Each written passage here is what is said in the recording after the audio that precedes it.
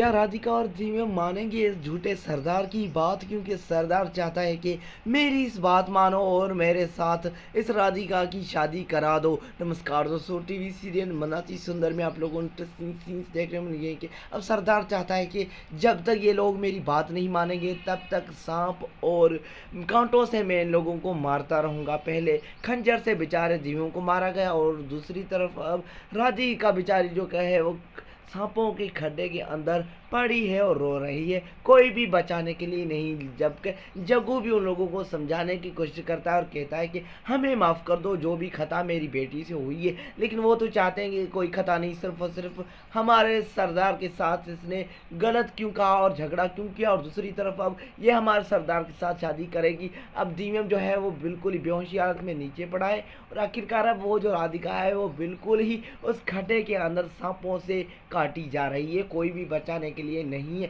सिर्फ और सिर्फ सरदार चाहता है कि मेरी बात अगर कोई मानेगा तो मैं इन लोगों को छोड़ूंगा, वरना हर लम्हा मैं इन लोगों को मारता रहूंगा। दूसरी तरफ आप लोगों को ये भी इंटरेस्टिंग सीन देखने मिलेंगे कि अब बिल्कुल ही सुजाता भी जो है वो भी अपसेट मूवमेंट में दिखाई जाएगी, क्योंकि अब सुजाता को पता चल रहा है कि ये लोग धोखेबाजी हैं और ये मेरी बात नहीं मानेंगे और मैं इनके साथ पार्टनर नहीं बनूंगी। यानी कि वो तो चाहती थी कि राधिका और जीवन को तोड़ना है, खत्म करना है, लेकिन वो जो सरदार वाले हैं वो सुजाता के भी खिलाफ है। आखिरकार अब दीवम और राधिका की बिल्कुल ही जान को खतरा है। क्या जग्गू और दीवम ये करने देंगे सरदार के साथ राधिका की शादी? कमेंट सेक्शन में जरूर बताएं। मिलेंगे एक नेक्स्ट।